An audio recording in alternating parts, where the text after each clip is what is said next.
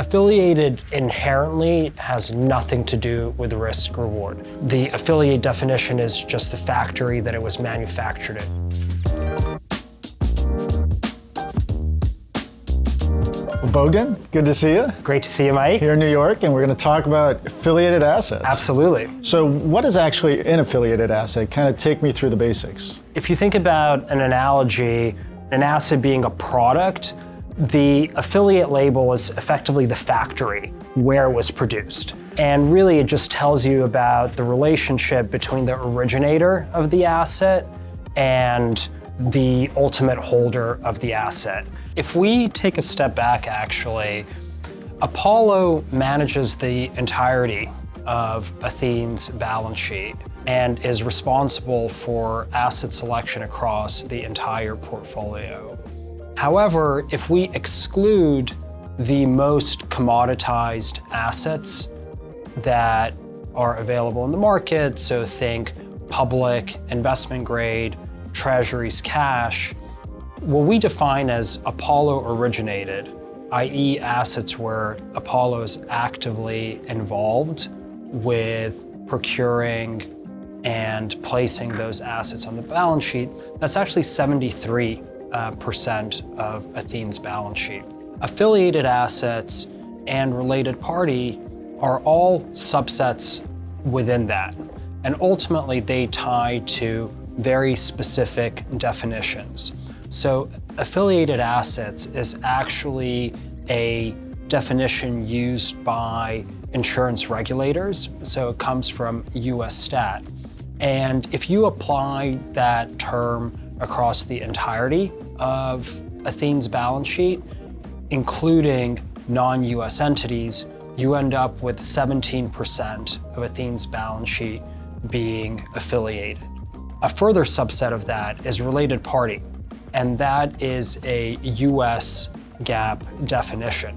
Interestingly, what you will see when you look at those are blue chip household names that everyone will be familiar with.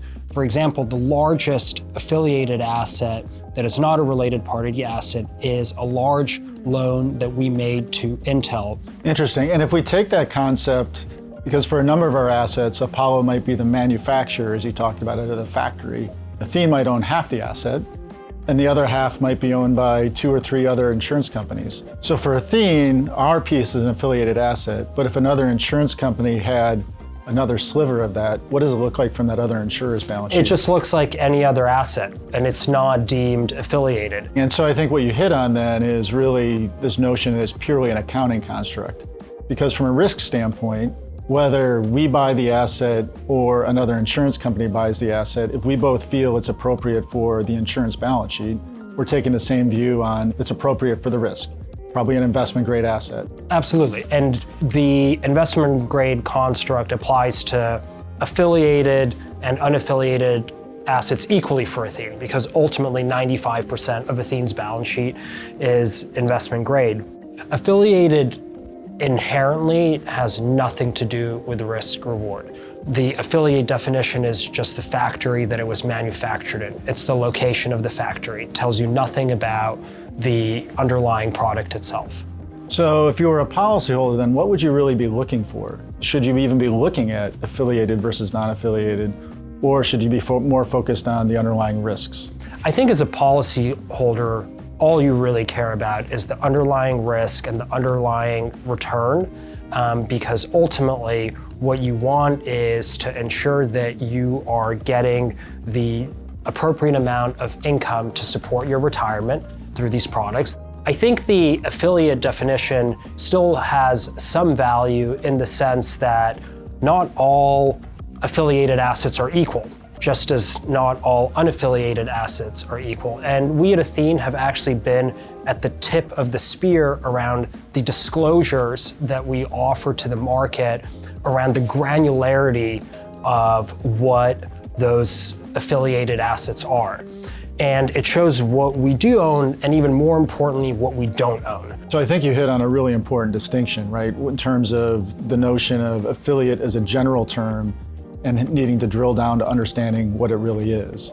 So for companies like ours, where most of those also have participation with other insurance companies investing in the same investment grade assets, the place to watch out for are companies in which it's 100%, it's an equity that's 100% owned by the company. Exactly. So there's no third-party participation. And the reason why the equity is important is because even on some of the assets where there may not be third-party participation, but they're loans, those are generally investment grade. So you have the ratings agencies that, while are not a definitive predictor of risk, are certainly an indicator, and you have that additional layer of transparency and oversight. Right. And what makes these assets attractive? I mean, clearly they have to meet the investment grade criteria to get onto our balance sheet in the first place. But after that, what makes these assets attractive?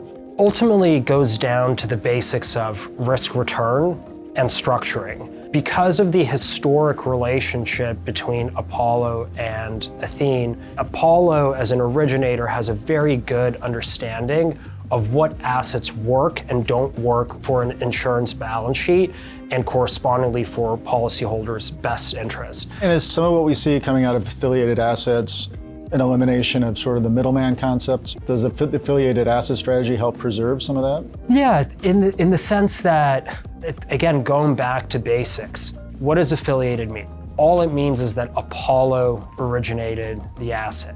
So anytime you take out a middleman and Apollo is able to directly originate an asset, that's more spread that a policyholder can keep, but it means it's originated by Apollo and therefore it gets classified as affiliated. Right, and so that extra spread and what we've been doing from a pricing standpoint, to your point, we're able to put that directly into our competitive product and actually create more value for customers. It's more value, which just means more dollars of income for retirees, which is ultimately what we're trying to maximize while maintaining a prudent level of risk. Is there any extra care that goes into the process for buying affiliated assets and whether they're appropriate for an Athene balance sheet? On top of all the traditional underwriting that happens, there is a third-party independent valuation process.